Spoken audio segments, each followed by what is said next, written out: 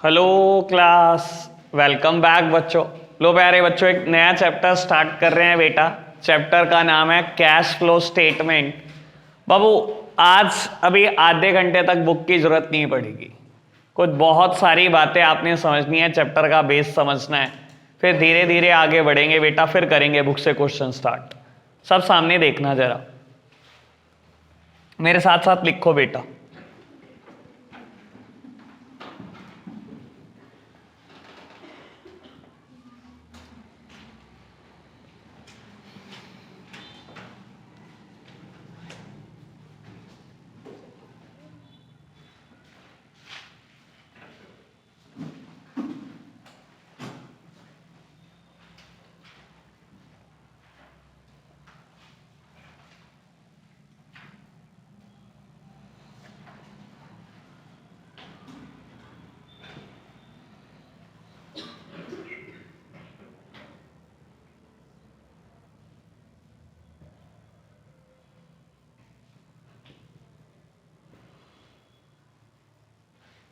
बस एक लाइन लिखना और कुछ मत लिखना बेटा।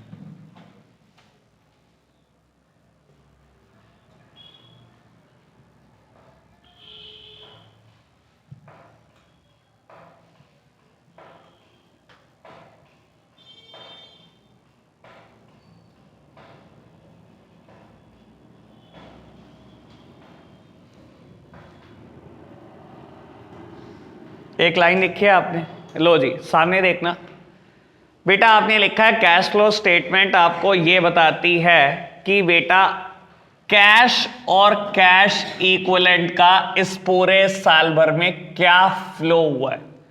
कैश फ्लो स्टेटमेंट ये बताती है बेटा कैश और कैश इक्विवेलेंट का क्या फ्लो हुआ है पूरे साल भर में। आपको बता देता हूं बेटा, आपको एडवांस में आंसर पता होता है इसका कि क्या आना है, ठीक है ना। जैसे बैलेंस शीट के बारे में आपको एडवांस में पता होता है बराबर आएगी, ठीक है ना, तभी हमने ठीक किया है। वैसे ही बता रहा हूं, इसका भी आंसर बेटा आपको बहुत एडवांस में पता होता है। बाबू हमने बैलेंस शीट बनाई है कभी ना कभी शेड्यूल 3 के हिसाब से। शेड्यूल 3 के हिसाब से बैलेंस शीट में एसेट साइड में नॉन करंट एसेट्स और करंट एसेट्स होती है, और करंट एसेट्स में एक चीज होती है कैश एंड कैश इक्विवेलेंट, ठीक है ना। अगर मैं कहूं बेटा करंट ईयर के कैश इक्विवेलेंट है 30,000 और प्रीवियस ईयर के कैश इक्विवेलेंट है 5,000, तो बेटा बस मुझे कैश फ्लो में ये बताना होता है ये 5,000 रुपए कहां से आए। कैश फ्लो स्टेटमेंट क्या शो करती है? फ्लो ऑफ कैश और cash equivalent during a year, ठीक है ना। मुझे फ्लो बताना है बेटा कैश का किस तरफ जा रहा है, कैश और कैश इक्विवेलेंट का फ्लो, ठीक है ना। अब बेटा मुझे ये देखकर पता चला ना कि पिछले साल कैश और कैश इक्विवेलेंट 25,000 के थे, इस साल 30,000 के, 5,000 कहां से बढ़ गए। मुझे ये बताना है बेटा ये 5,000 कहां से आए। और अगर बेटा मैं कहूं ये 20,000 है तो ये 5,000 कहां चले गए, मुझे तो ये खोजना है बेटा। तो एडवांस में मुझे आंसर पता है कि मुझे कितने रुपए के लिए सारी चर्चा करनी पड़ रही है, ठीक है जी। आपको बता देता हूं बेटा कैश फ्लो का फॉर्मेट कैसा होता है। कैश फ्लो स्टेटमेंट में बेटा 3 कॉलम है, सबसे पहले particulars, then details, then amount, ठीक है जी। दिखने में कैसा होता है, अभी आप कोई कुछ नहीं लिखेंगे बेटा, पहले चीजों को बहुत आराम से समझेंगे। बाबू कैश फ्लो 3 पार्ट में डिवाइडेड होता है। Cash flow from operating activity, cash flow from operating activity. दूसरा पार्ट हम लिखते हैं बेटा cash flow from investing activity, cash flow from investing activity. और तीसरा पार्ट हम लिखते हैं बेटा cash flow from financing activity, cash flow from financing activity. Cash flow divided है बेटा 3 तरीके की एक्टिविटी में, cash flow from operating activity, cash flow from investing activity और cash flow from financing activity. बात समझ में आई बाबू? बहुत सारी आइटम मैंने cash flow from operating activity में लिखी, बहुत सारी अमाउंट लिखी, और मान लो बेटा ये अमाउंट पॉजिटिव आई, कुछ भी समझ लो 22,000, तो मैं क्या लिखूंगा बेटा आंसर में लिखूंगा इसके cash inflows from operating activity. Operating activity से मुझे इनफ्लो मिला है बेटा 22,000 रुपए का, ठीक है जी। बाबू मैंने इस 22,000 को बाहर लिख दिया। मैंने बेटा इन्वेस्टिंग एक्टिविटी में बहुत सारी बातें लिखी, बहुत सारी अमाउंट लिखी, और बेटा मान लो इट विल बी नेगेटिव 30,000। ये 30,000 रुपए नेगेटिव आया तो मैं लिखूंगा बेटा cash used in investing activities 30,000। Investing activity में कैश 30,000 रुपए का मैंने यूज कर लिया। लो बेटा 22,000 रुपए का कैश मेरे पास आया था ऑपरेटिंग से, 30,000 रुपए चला गया, यानी कि अभी कुल मिला के 8,000 रुपए गए हुए हैं। ठीक है जी। लो जी बेटा मान लो मैंने फाइनेंसिंग एक्टिविटी में भी बहुत सारी बातें लिखी और यहां पर भी बहुत सारी बातें लिखी और मान लो इट इज पॉजिटिव 3,000। ठीक है ना, तो मैं क्या लिखूंगा बेटा cash inflows from financing activity, cash inflows from financing activity 3,000। और बेटा मैंने ये सब कैलकुलेट करा, क्या रिजल्ट आया, 5,000 रुपए यूज हुए। इसमें मैं बेटा opening cash and cash equivalent add करूंगा और ये हमेशा बराबर होगा closing cash and cash equivalent के, और अगर ये बराबर है तो मैंने सब कुछ सही किया। ठीक है ना, बात समझ में आई ना। मैंने वही तो ढूंढना था बेटा, ये 5,000 रुपए कहां खर्च हो गए, और बेटा इन तीनों का रिजल्ट यही तो आया कि 5,000 खर्च हो गए। अगर मैं इसमें opening cash and cash equivalent add कर दूंगा तो बेटा जो रिजल्ट आएगा उसका नाम क्या है बेटा, closing cash and cash equivalent. कोई दिक्कत कोई परेशानी तो नहीं किसी को, बात समझ में आई। बेटा कैश एंड कैश इक्विवेलेंट क्या होता है, क्या क्या बातें आएंगी कैश और कैश इक्विवेलेंट में, बस ये बताओ। Cash at bank, cash in hand भी तो, cash in hand, cash at bank, current assets, current assets का तो पार्ट है सिट CSO। ठीक है ना बाबू। कभी मैं वर्ड दूं मार्केटेबल सिक्योरिटीज, मार्केटेबल मतलब जो सिक्योरिटी अभी मार्केट में बेचने के लिए खरीदी है। ठीक है ना, कभी मैं वर्ड दूं करंट इन्वेस्टमेंट भी वर्ड दे दो ना तो भी बेटा समझ लेना कैश एंड कैश इक्विवेलेंट है, और कभी भी वर्ड बोल दो ना शॉर्ट टर्म इन्वेस्टमेंट तो समझ लेना कैश एंड कैश इक्विवेलेंट है। ठीक है ना, ये 5 बातें बेटा कैश एंड कैश इक्विवेलेंट है। चेक इन हैंड भी ये लो, cheque in hand, draft in hand वो भी बात है लेकिन आएगा नहीं, ये वर्ड आते नहीं कैश फ्लो में। चेक और ड्राफ्ट इन हैंड ये सब बेटा कैश एंड कैश इक्विवेलेंट है, कोई दिक्कत तो नहीं। कैश या कैश जैसी चीजें, क्लियर बात। आपको बेटा अभी बहुत सारी बातें तो खैर मुझे बतानी अभी तो कुछ भी नहीं शुरू हुआ, लेकिन इस चैप्टर में ना बाबू देखो मैं आपको आज बोल रहा हूं और 5 दिन तक बोलता रहूंगा, छठे दिन बोलनी छोड़ूंगा ये बात। 5 दिन में बस एक बात सीख जाना। ठीक है ना, बच्चे को ना 11th क्लास से लेकर आज तक पता है क्या आदत होती है, प्रॉफिट लॉस निकालने की। ठीक है ना, मैं कहूंगा बच्चों कैश का फ्लो देखो और आप देख रहे होंगे प्रॉफिट या लॉस। मैं बता रहा हूं गलती यही होगी, वेल इन एडवांस बता रहा हूं आपको। मैं कहूंगा बेटा ये देखो कैश आ रहा है जा रहा है, और आप देख रहे होंगे प्रॉफिट हो रहा है या लॉस हो रहा है। आदत इतनी बढ़ चुकी है आपको प्रॉफिट या लॉस की ना कि मैं बोलता चला जाऊंगा और आप आखिरी तक बेटा यही देखते चले जाओगे, प्रॉफिट हुआ या लॉस हुआ, प्रॉफिट हुआ या लॉस हुआ। ठीक है ना बाबू, पहले से बता रहा हूं इसीलिए बेटा गलती के चांसेस कम करना। ठीक है ना, बस कैश को देखो आ रहा है या जा रहा है। कैश फ्लो स्टेटमेंट यही बताने के लिए बेटा कि कैश का फ्लो कैसे हो रहा है, और फ्लो का मतलब खाली इनफ्लो नहीं होता बेटा, फ्लो मतलब दोनों फ्लो। ठीक है ना, पैसा आएगा या जाएगा।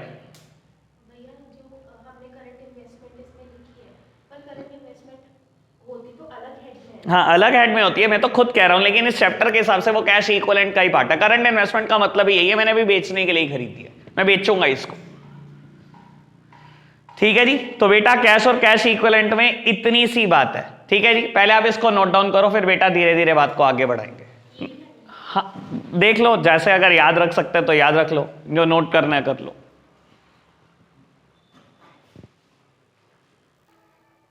लो बेटा सामने देखना बाबू, बेस बनाने में बहुत टाइम लगेगा, बस जल्दी मत करना। ठीक है, ये चीज की गारंटी है, आपसे बड़ा मास्टर नहीं होगा चैप्टर का कोई, पक्की बात बोल रहा हूं।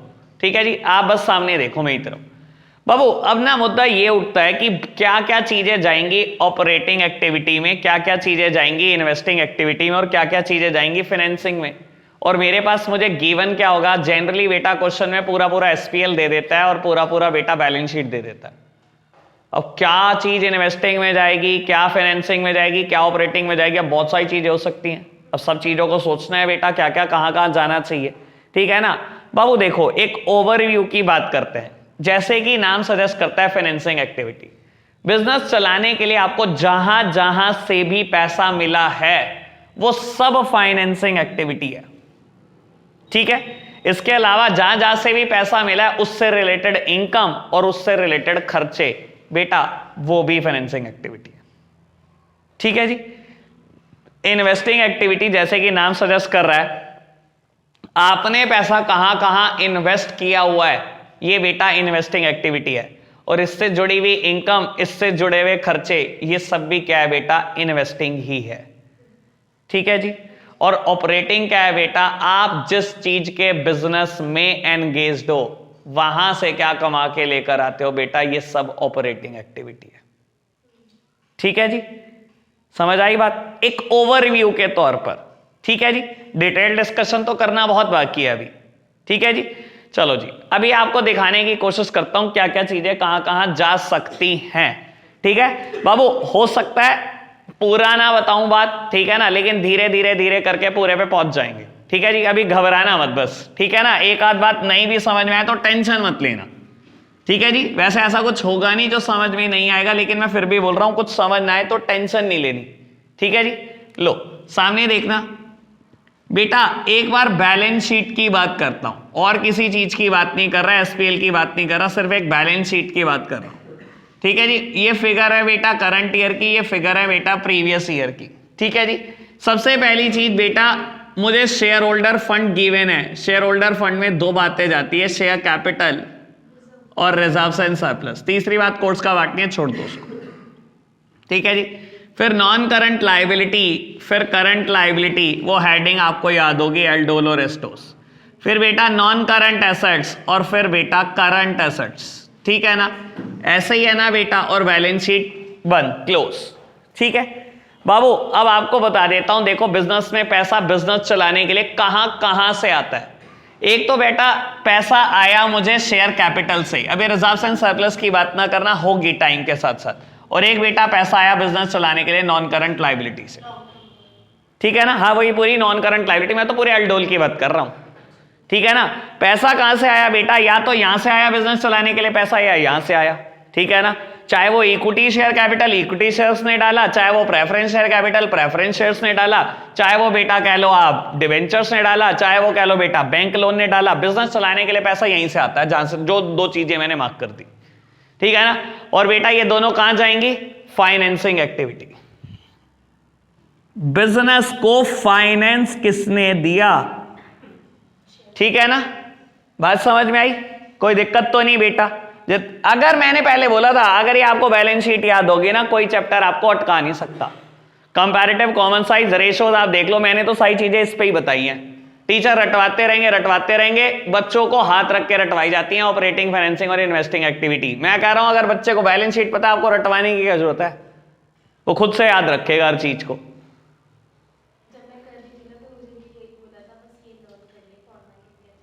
बस हो गया, ठीक है ना, चलो खैर कोई नहीं, वो बात अलग है, हमारी कदर ना है कभी तो आई जाएगी बच्चों को।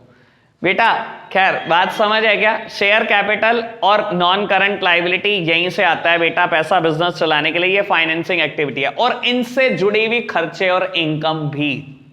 अगर मैं बोलूं बेटा प्रेफरेंस का डिविडेंड, तो बेटा वो भी फाइनेंसिंग एक्टिविटी है, क्योंकि प्रेफरेंस फाइनेंसिंग एक्टिविटी है। अगर मैं बोलूं इक्विटी डिविडेंड, तो बेटा वो भी फाइनेंसिंग एक्टिविटी है। अगर मैं बोलूं बेटा इंटरेस्ट ऑन डिबेंचर, तो बेटा वो भी फाइनेंसिंग एक्टिविटी है। समझ आई बात, कोई दिक्कत कोई परेशानी तो नहीं बेटा। फिर सेकंड नंबर पे आती है इन्वेस्टिंग एक्टिविटी। बाबू जहां जहां पर आपने पैसा इन्वेस्ट किया है, बेटा मैंने पैसा सिर्फ यहां इन्वेस्ट किया हुआ, नॉन करंट एसेट्स, चाहे वो फिक्स्ड एसेट्स है, चाहे वो इंटेंजिबल एसेट्स है, चाहे बेटा long term loans and advances है, मैंने पैसा यहीं इन्वेस्ट कर रखा है। मैंने एक मशीनरी खरीदी, मैंने एक लैंड खरीदी, मैंने एक बिल्डिंग खरीदी, मैंने बेटा पेटेंट खरीदे, कुछ भी करा, मैंने पैसा सिर्फ यहां इन्वेस्ट करा। मैंने शेयर खरीदा, मैंने डिवेंचर खरीदा, मैंने पैसा सिर्फ यहां इन्वेस्ट किया। तो सारी की सारी नॉन करंट एसेट्स उठा के बेटा डाल देना इन्वेस्टिंग में। और अगर मैं बोलूं मैंने शेयर खरीदा था, वहां से डिविडेंड आया, पे नहीं करा, रिसीव की बात कर रहा हूं, तो बेटा वो कहां जाएगा, इन्वेस्टिंग में ही जाएगा। मैं बोलूं कि बेटा मैंने एक लैंड एक प्रॉपर्टी खरीदी हुई थी, वहां से मुझे रेंटल आता है, तो बेटा वो भी कहां जाएगा, इन्वेस्टिंग में जाएगा। जो चीज जहां जाएगी उससे जुड़े हुए खर्चे और उससे जुड़ी हुई इनकम भी बेटा वहीं जाएगी। मैं बोलूं मैंने शेयर खरीदे हुए थे, मैंने शेयर बेचे, शेयर बेचने पे इनकम टैक्स लगा, तो शेयर बेचने पे लगा ना, शेयर खरीदे हुए थे तो बेटा इन्वेस्टिंग थी ना, तो बेटा यहीं जाएगा उसका खर्चा और इनकम भी। बात समझ में आई। और बेटा करंट एसेट्स और करंट लायबिलिटी, ये बेटा बिजनेस ऑपरेट करने से हो रहे हैं, ये बेटा मेरे डे टू डे खर्चों का ही पार्ट माने जाते हैं। ये बेटा कहां जाएंगे? ये ऑपरेटिंग एक्टिविटी में जाएंगे। और अभी के लिए बोल देता हूं पूरा एसपीएल बेटा आपके ऑपरेटिंग रिजल्ट्स ही तो है, वो भी सब यहां जाएगा बेटा, विद सम एक्सेप्शंस। पहले ही बोल रहा हूं मैं, ठीक है ना, बात मत पकड़ के बैठ जाना मेरी, ठीक है जी। ओवरव्यू मिला क्या चीजें कहां जाने वाली हैं, ठीक है ना। रटना बहुत मुश्किल है बेटा, समझना बहुत आसान है, सच्ची बोल रहा हूं आपको, ठीक है ना। रटना बहुत ही मुश्किल है इस चैप्टर को, जितना आराम से रीड करोगे ना अकाउंट्स को उतनी इजी होती चली जाएगी वो, ठीक है जी। अभी तक किसी बात में कोई दिक्कत कोई परेशानी तो नहीं आई? सब समझ में आया? एक बात पूछूं आपसे, बैंक ओवरड्राफ्ट क्या है तो करंट लायबिलिटी, ठीक है ना। अब धीरे धीरे आगे भी बढ़ा रहा हूं बात को, है तो करंट लायबिलिटी पर ऑपरेटिंग में ना दिखाना बेटा। बैंक ओवरड्राफ्टिंग का मतलब समझते हो? कुछ लोग सोचते हैं बेटा क्योंकि cash at bank cash and cash equivalent है तो वो बैंक ओवरड्राफ्ट बैंक का नेगेटिव ही तो है, तो दिखा दो बेटा, वहीं दिखा दो, कैश एंड कैश इक्विवेलेंट में नेगेटिव में दिखा दो। नहीं प्यारे बच्चों, देखो बेटा मेरे बैंक अकाउंट में 50,000 होना वो कैश एंड कैश इक्विवेलेंट है, लेकिन बेटा मैंने मैंने बैंक अकाउंट से 1 लाख रुपए फालतू निकाले हुए हैं, ये बेटा मेरे बिजनेस को फाइनेंस दे रहा है। हमेशा ध्यान रखना बेटा, कुछ चीजें एक्सेप्शन के साथ हैं, बैंक ओडी हमेशा बेटा फाइनेंसिंग का पार्ट है, चाहे वो करंट लायबिलिटी है,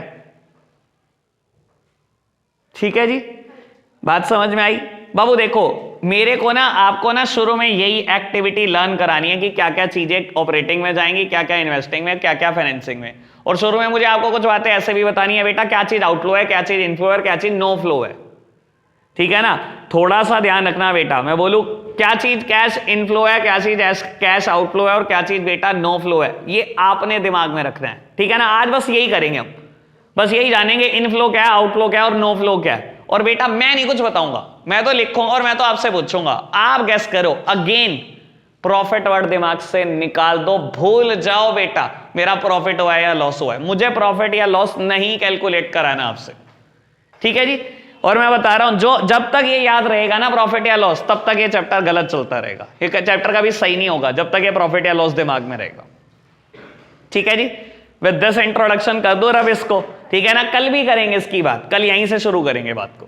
कल आपसे बस यही आइडेंटिफिकेशन कराना है मुझे, कौन सी चीज फाइनेंसिंग है, कौन सी चीज ऑपरेटिंग है और कौन सी चीज इन्वेस्टिंग है, ठीक है ना। और बाबू एक बात बता दो, आपके नेचर ऑफ बिजनेस पे बहुत सारी चीजें डिपेंड करती है कि आपकी कौन सी चीज ऑपरेटिंग है। हाँ अब वो मैटर बहुत पेचीदा है। आप खुद सोचो बेटा, आप एक हौजरी की दुकान लगाकर बैठे हुए, ठीक है ना, और बेटा हौजरी की सेल से आप कुछ कमा रहे हो, ऑपरेटिंग। हौजरी की परचेस कर रहे हो, ऑपरेटिंग। हौजरी से रिलेटेड कुछ खर्चा कर रहे हो, हर चीज ऑपरेटिंग है बेटा ये हौजरी से रिलेटेड, लेकिन ठीक है ना। लेकिन मैं बोलता हूं आपने बेटा हो तो कोई हौजरी की कंपनी, आपने शेयर इशू करे तो बेटा वो क्या है, वो फाइनेंसिंग है। मैं बोलता हूं बेटा आपको डिविडेंड मिला वहां से या आपने डिविडेंड दिया, वो क्या है बेटा फाइनेंसिंग है। लेकिन मैं बोलूं बेटा आप हो ही एक फाइनेंस कंपनी और बेटा आप डिविडेंड कमा रहे हो या डिविडेंड दे रहे हो तो बेटा वो चीजें आपके लिए ऑपरेटिंग है। समझते हो ना बेटा इतनी चीज, ठीक है ना, कि नेचर ऑफ बिजनेस इंपैक्ट डालता होगा, ठीक है ना। काश मैं समझता होता बेटा, सच्ची में मुझे नहीं समझती 12th में इन चीजों की, बहुत मुश्किल रट्टा मार के चैप्टर पेपर दे गया था। चलो जी खैर हो गया, हुआ गया। लो जी बेटा मैं कुछ बातें लिखता हूं, आपने बतानी है इनफ्लोज आउटफ्लोज या नो फ्लोज, ठीक है जी। अभी एकदम से मत बताना, ठीक है ना, आप मेरे साथ साथ लिखो ये पहले।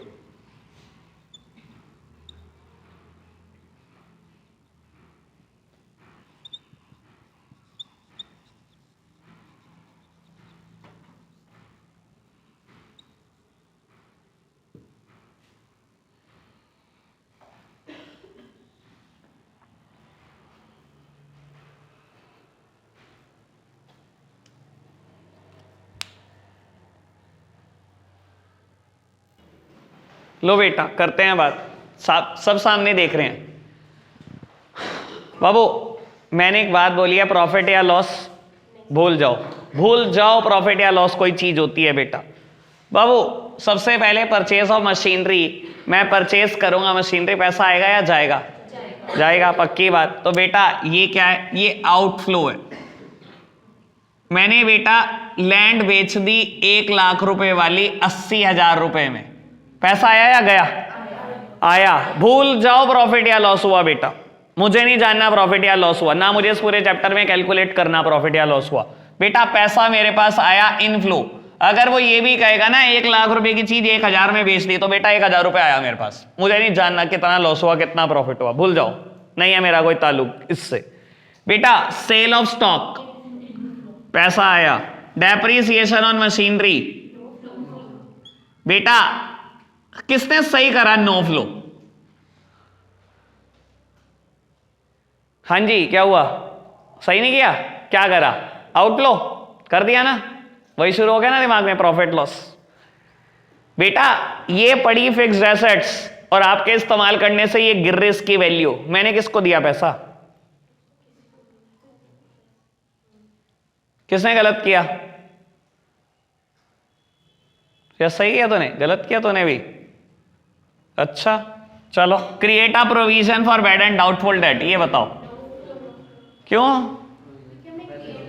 एग्जैक्टली बेटा देखो एक बात सुनो, मेरी तरफ देखना, सब मेरी तरफ देखना। कोई भी प्रोविजन, कोई भी रिजर्व क्रिएट करने से कभी आप किसी को पैसा देते नहीं। मैंने प्रॉफिट में से पैसा उठाया क्योंकि एक नॉन लाइबिलिटी है, मैंने बेटा प्रोविजन में डाल दिया।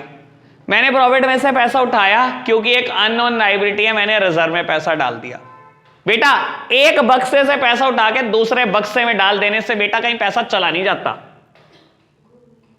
ठीक है ना? है पैसा मेरे बिजनेस के अंदर ही, तो बेटा प्रोविजन क्रिएट करना या ट्रांसफर करना रिजर्व में कोई भी अमाउंट, बेटा इससे कभी कोई फ्लो नहीं होगा पैसे का, पैसा बिजनेस में ही रहेगा, ठीक है ना जी? बेटा तो ये दोनों बातें समझ में आई आपको, ये और ये दोनों में कोई फ्लो नहीं है, किसके? दोनों ठीक है। अच्छा तादाद बढ़ी, दिल को खुशी हुई, वेरी गुड। बेटा इंटरेस्ट ऑन बोरोइंग, आउटफ्लो, मैंने बोरो कर रखा है बेटा पैसा, मैं ब्याज दे रहा हूं, बाबू ब्याज दे रहा हूं तो पैसा जा रहा है, आउटफ्लो। बेटा प्रपोज डिविडेंड, सुन लो, ऑल्दो अभी मेरे को लगता है जितनों ने ठीक किया वो भी अच्छी बात, नहीं भी किया तो टेंशन मत लेना, ये बड़ा एक पेचीदा मुद्दा है। बेटा प्रपोज डिविडेंड ये क्या होता है? बाबू देखो क्या होता है, मान लो कोई फाइनेंशियल ईयर अभी रनिंग में है, आज 1 अप्रैल 2021 है और ये फाइनेंशियल ईयर 31 मार्च 2022 तक है, ठीक है जी? ये फाइनेंशियल ईयर चल रहा है और आप बेटा अच्छा खासा प्रॉफिट कमा रहे हो। आज बेटा 1 फरवरी 2022 है, ठीक है? आज बोर्ड ऑफ डायरेक्टर मिल रहे हैं बेटा, ठीक है ना? बोर्ड ऑफ डायरेक्टर जब मिले, बोर्ड मीटिंग जब करी, बोर्ड ऑफ डायरेक्टर की मीटिंग होती है बोर्ड मीटिंग, शेयर होल्डर की मीटिंग होती है जनरल मीटिंग, ठीक है जी? तो बोर्ड मीटिंग में बेटा उन्होंने फैसला लिया कि ये पूरे पिछले जो 10 महीने बीते हैं बहुत अच्छे बीते हैं, ऑर्गेनाइजेशन के लिए हमें डिविडेंड देना चाहिए। तो उन्होंने क्या करा, अपनी मीटिंग में डिविडेंड को प्रपोज कर दिया कि देना चाहिए। इसको फाइनल कौन करता है बेटा? शेयर होल्डर फाइनल करते हैं अपनी मीटिंग में, और शेयर होल्डर बेटा 12 महीने में एक बार मिलते हैं, ठीक है ना? अब वो कब मिलेंगे बेटा? वो मिलेंगे अगले साल, ठीक है ना? जब ये मिलेंगे बेटा तो ये फाइनल करेंगे डिविडेंड देना है या नहीं देना। बोर्ड ऑफ डायरेक्टर ने अपने हिसाब से बता दिया कि हमने 5 लाख कमाया, 4 लाख डिविडेंड बांट दो, ठीक है ना? अब शेयर होल्डर चाहे तो कुछ भी ना बांटे, शेयर होल्डर चाहे तो 4 को बढ़ा के 5 कर दे, शेयर होल्डर चाहे तो 4 को गिरा के 3 कर दे, और शेयर होल्डर चाहे तो दे ही ना किसी को कुछ भी। ये सब शेयर होल्डर के ऊपर है, जो जनरल मीटिंग में डिसाइड होगा बेटा। बाबू एक बात बताओ, डिविडेंड प्रपोज करने से पैसा कहीं चला गया क्या? गया पैसा कहीं? कब जाएगा? जब शेयर होल्डर फाइनल करेंगे तभी तो जाएगा बेटा, ठीक है ना? और शेयर होल्डर कब फाइनल करेंगे? अभी अगले फाइनेंशियल ईयर में फाइनल करेंगे, तो इस फाइनेंशियल ईयर में कुछ नहीं होने जा रहा, ठीक है ना? बात समझ आई ना? और आपको बता देता हूं प्रपोज डिविडेंड इसलिए कंटिंजेंट लायबिलिटी भी होता है बेटा करंट ईयर का। कंटिंजेंट लायबिलिटी क्या होती है बेटा? जिसका इवेंट होना फाइनल नहीं है और जिसकी अमाउंट भी फाइनल नहीं है बेटा। ये कोई फाइनल थोड़ी है कि आपके ऊपर लायबिलिटी आ गई कि आपने अगर बोर्ड ऑफ डायरेक्टर ने कह दिया 4 लाख देना है तो देना ही है, नहीं। शेयर होल्डर चाहे तो इसको 0 कर सकते हैं, शेयर होल्डर चाहे तो इसको 5 लाख कर सकते हैं, शेयर होल्डर चाहे तो इसको 3, 3.5 जो भी वो सोचे वो कर सकते हैं। तो बेटा इसका होना या नहीं होना कभी फाइनल नहीं है। तो बेटा प्रपोज डिविडेंड कभी भी कोई लायबिलिटी नहीं है, ये कंटिंजेंट लायबिलिटी होती है। ठीक है ना बाबू, प्रपोज डिविडेंड से पैसे गए नहीं गए तो बेटा नो फ्लो। किसने सही करा था? ठीक, अब एक काम करो, अपनी बुक निकालो, इलस्ट्रेशन नंबर 4 और 5 अभी बैठ के करना, ठीक है ना, और बाद में मैच करना, ठीक है ना। अगर गलती होगी तो हम यहीं डिस्कस करेंगे, फिर बैच लीव करेंगे। इलस्ट्रेशन नंबर 4 और 5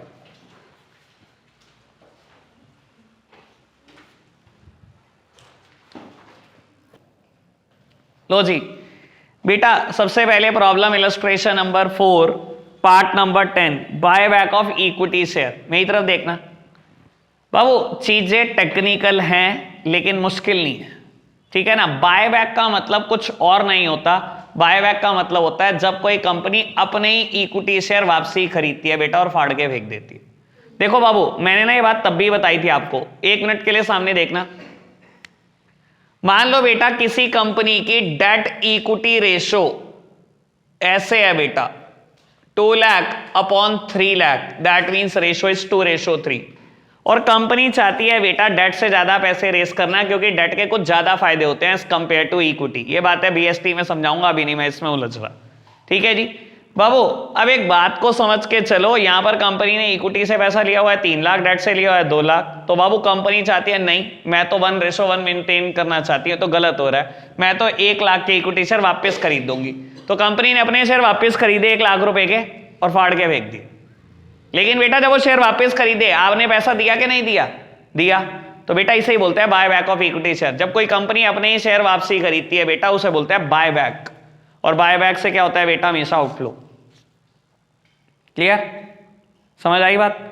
11th one, issue of fully paid bonus share. इसकी बात मैंने पहले भी की है एक बार, अगर आपको याद हो तो पेपर वाले दिन करी थी, पेपर में जब एक लेक्चर ले रहा था बेटा। आपने fully paid bonus share issue किया, ठीक है ना। बोनस शेयर समझते हो?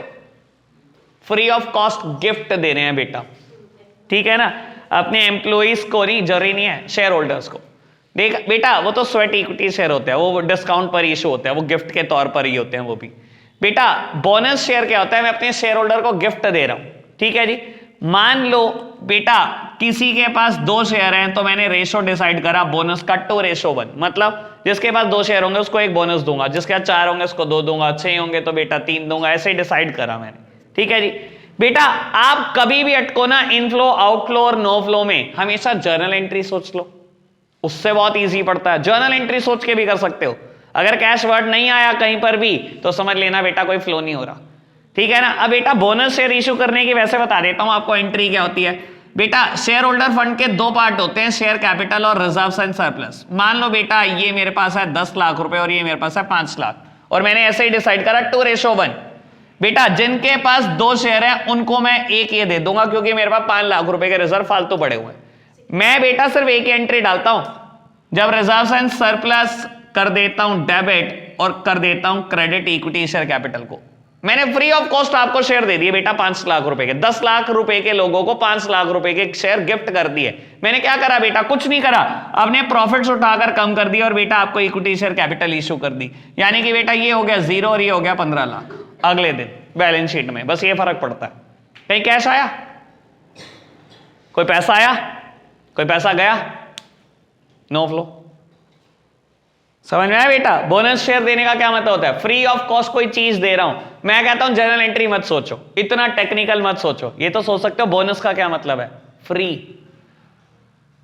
पैसा तो कुछ है ही नहीं इन्वॉल्व, ये तो सोच लो। बोनस का मतलब तो पता ही है, ठीक है ना जी। आगे बढ़ो जी। 13th, writing of bad debt against the provision for bad and doubtful debt. अरे तुम क्या बात करते हो? कहता है बैड डेट राइट ऑफ कर दिए प्रोविजन से। मेरी तरफ देखना, मेरी तरफ देखो बाबू, आपने बैड डेट राइट ऑफ कर दिए। बैड डेट हमेशा क्या हुए होंगे? डेबिट। प्रोविजन हमेशा क्या हुए होंगे? क्रेडिट। अगर जब आप राइट ऑफ करने बैठे होंगे बैड डेट को प्रोविजन से तो दोनों को अपोजिट साइड ले गए होंगे, ठीक है ना। बैड डेट को खत्म करने के लिए टू बैड डेट और प्रोविजन से राइट ऑफ करा तो प्रोविजन को डेबिट। पहले मुझे ये बता दो इस एंट्री में कहीं कैश आया क्या?